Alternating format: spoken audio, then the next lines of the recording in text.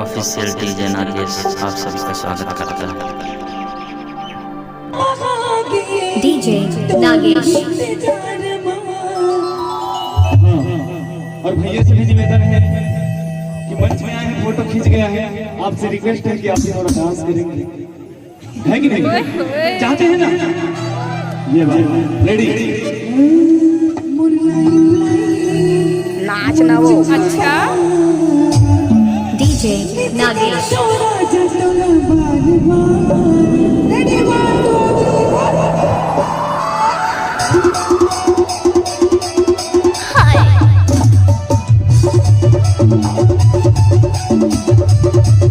नाचना वो